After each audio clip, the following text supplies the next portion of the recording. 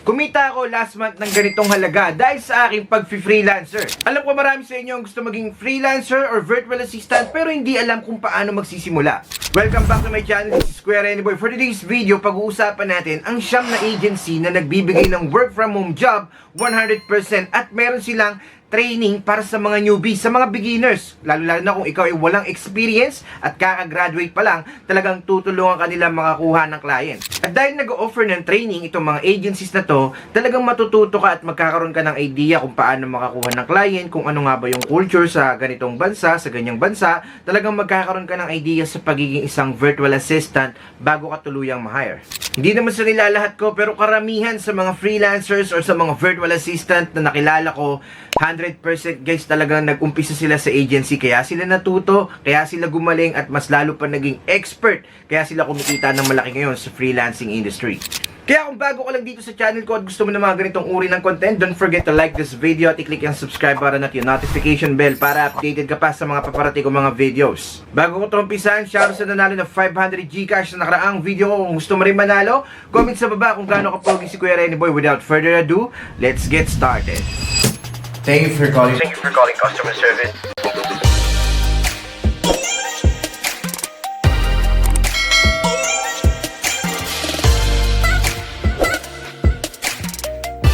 Welcome back sa channel ng mga swabe. Nagbabalik ang inyong likod, Kuya Renny Boy, para makatulong na naman sa inyo at magbigay ng updates tungkol sa mga company or agency na nag-o-offer ng training first para sa mga aspiring virtual assistant. So attendance check muna tayo dito. Sino dito yung mga total beginner, yung as in walang ka-idea sa pag-a-apply bilang isang virtual assistant? Comment down sa baba kung sino kayo.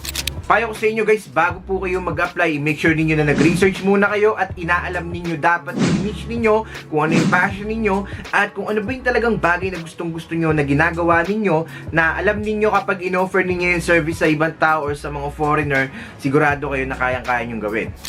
Unang-una sa listahan guys, Cyberbacker. Isa po itong freelancing company na nag-o-offer ng training din sa kanilang mga new hire. Okay, halimbawa kapag nag-apply ka sa kanila at nakapasa ka sa mga interviews, nagpo-provide sila ng training. Okay, bago ka tuluyang kumuha ng mga clients na i-assist mo.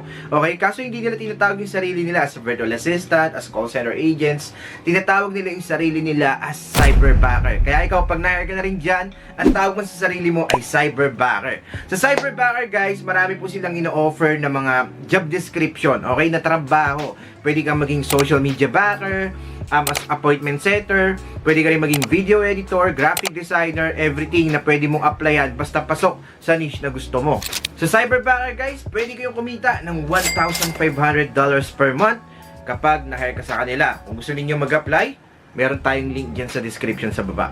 Second agency natin guys, Virtual Staff Finder. This company offers training para sa lahat ng mga newbies like you. Kung gusto niyo ma-improve palalo yung niche ninyo, yung skills ninyo, ito talaga yung best company para sa inyo. Itong company na to guys ay nag-o-offer ng trabaho sa lahat ng mga gustong maging virtual assistant, bookkeeper, graphic designer, digital marketer, social media manager, etc. etc. Napakarami guys. Kung gusto niyo maging bookkeeper dito, dapat knowledgeable kayo when it comes to payroll, financial account handling, invoicing, basta all about financial, dapat marunong po kayo dyan. Kung gusto naman ninyo maging social media manager, dapat at least may idea kayo about sa mga social media platforms. Basic video editing is a must. Tapos dapat meron din kayong alam sa Canva. Napaka-importante rin guys na meron kayong idea sa copywriting at syempre sa paggamit ng mga Google products kung gusto niyo makapasa dito sa Virtual Staff Finder. Nag-iiba-iba po yung sahod sa company na to, depende sa position na a-apply ninyo. Pero yun, ang kagandahan naman sa kanila, meron po silang training first bago kayo tuluyan na makakuha ng first client ninyo. Kaya sa lahat ng mga gusto mag-try, available yung link dyan sa baba. Third company natin, ito talaga napaka-solid guys, the VA Group. This company offers training as well para sa lahat ng mga beginners, sa mga newbies na gustong matuto sa pagiging freelancer or virtual assistant. Napakaraming hiring dito guys. Meron sila sa mga social media manager, telemarketer, project manager, content moderator, content writer. Basta napakarami guys. Check nyo na lang yung link sa baba kung gusto niyo mag-apply. Kapag nakapasa ka sa The VA Group, meron silang sign-on bonus na $25. At kapag naka 3 months ka na, makakatanggap ka ng $150 instant. Ang kitaan po dito sa The VA Group ay $5 to $8 per hour at meron po silang $32 na monthly healthcare allowance. At kapag natuwa sila sa performance ninyo, meron silang annual increase. Kaya galingan nyo guys, sana makapasa kayo dito sa The VA Group. Number 4 guys, Virtudex. Itong company na to ay nag-offer din po ng training para sa lahat ng mga aspiring virtual assistant. Napakarami rin nilang hiring kung gusto niyo maging general virtual assistant, executive virtual assistant, social media manager, graphic designer, basta napakarami pong opportunities dito sa agency or company na to. Sa company na to, meron silang annual increase, meron din po silang performance-based bonuses. Kaya kapag ginagalingan ninyo araw-araw sa inyong trabaho dito sa Virtudesk, talagang makakakuha po kayo ng bonus. And syempre, nag-offer sila ng training, hindi mawawala yung mga certificates, okay? Mayroon mga certification guys kapag nakakapagtapos kayo ng isang workshop, courses, trainings dito sa company ni Virtudesk. Kapag nag-apply kayo sa kanila guys, tatlo lang po yung pinaka-process nila, initial interview, tapos meron sila mga exam, syempre, okay, dapat mapasa ninyo yung mga test nila, and pangatlo, final interview. Kung gusto niyo makapasa dito sa Virtudesk, medyo maganda po yung kitaan dito. Hindi ko na ibibigay yung exact salary range kasi syempre nag-iiba-iba yan, depende po sa position or sa role na ina-applyan natin. Pero yun guys, kung gusto niyo ma-hire, kailangan working po na maayos yung computer natin. Kapag nag-apply tayo rito, okay po yung headset, yung mic working din, tapos dapat meron po tayong webcam. At least 1080p yung HD nya. Sa lahat ng mga gusto mag-try, available ulit yung link dyan sa baba. Number 5 sa listahan guys, the VA Hub. Ito guys, sobrang the best. Katulad ng Cyberbacker, yung nabanggit ko kanina, ito po ay nagpo-provide ng training para sa lahat ng mga beginners. And ang kagandahan dito guys, may allowance po. So kapag nagtitraining na po kayo sa company na to, bayad po yung mga araw na nag-aaral ka lang tungkol sa pag-handle ng mga customers or sa pagkuha ng clients abroad. Napakarami pong hiring dito po sa The VA Hub. Kaya kung gusto ninyong itry, available yung link dyan sa baba. Hiring sila sa virtual assistant para sa mga gusto maging social media manager, sa lahat ng mga gusto maging appointment setter, lead generation specialist, at saka sa lahat ng mga gusto maging general virtual assistant. Meron po silang annual increase at meron ka pong 10 leave credits na magagamit mo sa isang taon. Pag nag-apply kayo rito guys, makakatanggap kayo ng email invite, tapos ipaprocess yung initial interview, assessment, final interview, at kapag nakapasa ka, orientation agad, at saka bibigyan ka na ng training schedule. Sa lahat ng mga gusto mag-apply guys, available yung link sa baba. Number 6 natin guys, Outsource Accelerator. Ito pong company na to ay somehow BPO pero hiring po sila sa virtual assistant position. Sa lahat ng mga gustong mag-try, pwede kang kumita ng 35,000 pesos to 40,000 pesos. Diba napaka-solid yan? Ang trabaho po dito guys ay magre-respond po kayo sa mga emails, mag-manage kayo ng mga phone calls, makikipag-communicate kayo sa mga clients. So dapat may idea kayo sa calendar management.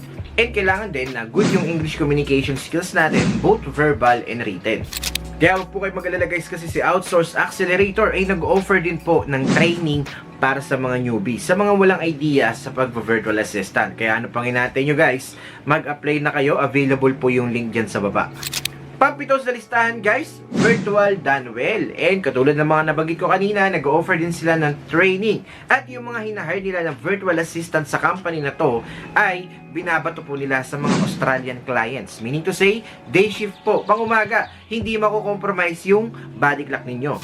Sa Virtual Danwell guys, pwede kayong kumita ng $3 to $8 per hour. Depende po sa qualification ninyo. Available sila para sa mga virtual assistant, virtual admin assistant, sa mga social media manager, at sa lahat ng mga gustong, at sa lahat ng mga may idea about interior design. Ayan po yung mga available position dito sa Virtual Danwell.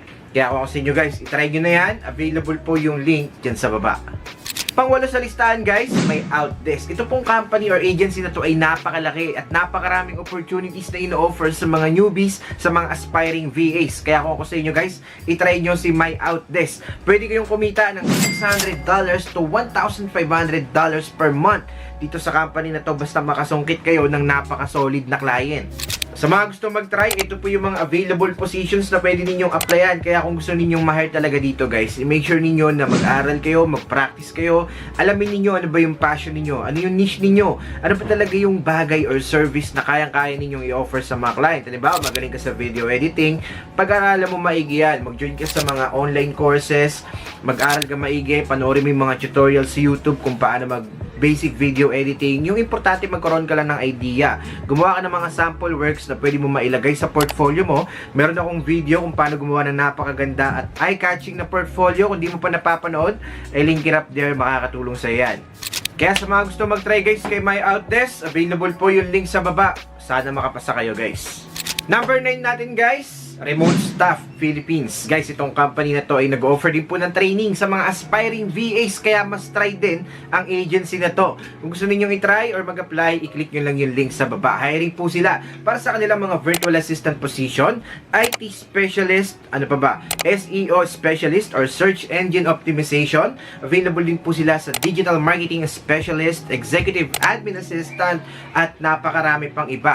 Pwede kayong kumita ng $5 to $15 per hour depende sa position, lalo na kapag nasungkit mo yung web developer na position, ang laki nakikita mo dyan.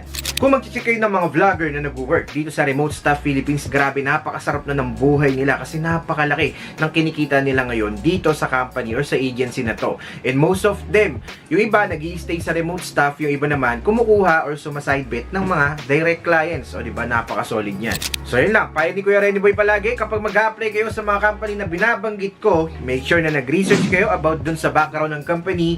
Pangalawa, dapat inaral ninyo maigi yung niche or yung skills na kinakailangan para dun sa position na ina-apply ninyo. And pangatlo, dapat guys, working po yung mga equipments ninyo. Dapat meron kayong computer, meron kayong headset, meron kayong webcam. Okay? And bonus tip na rin, dapat guys, meron po kayong backup internet connection. Dapat lagi yung sinasabi sa interviewer na yes, meron po ako niyan. Meron din po kaming backup na power para in case na magkaroon ng outage, hindi po magkakaproblema. So that's it for today's video. Sana may napulot na naman kayong aral dito sa video na to. Nagkaroon kayo ng idea. Lahat ng mga link na kakailanganin ninyo, nilagay ko na dyan sa description sa baba. Kung kinakabahan kayo kung paano mag-apply sa pagiging virtual assistant or sa pag-apply as a call center agent, meron po tayong 1-month call center training and marami na po nakapasa. Libo-libo na guys ang na-hire dahil sa training natin. Dahil meron po tayong ESL or English as Second Language training kung saan may improve yung English communication skills ninyo. Yung tipong pag-aaral kayo sa mga clients, sa mga interviewers, hindi na kayo kakabahan kasi nga, ititrain namin kayo ng matindi. Okay, available pa po ang ating Batch 32 kung gusto ninyong humabol.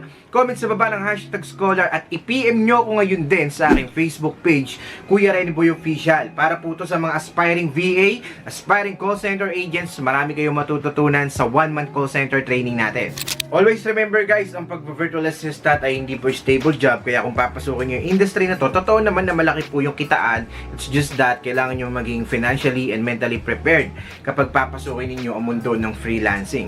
So yun lang guys, shoutout po sa lahat ng mga nagpapa-shoutout. God bless us all.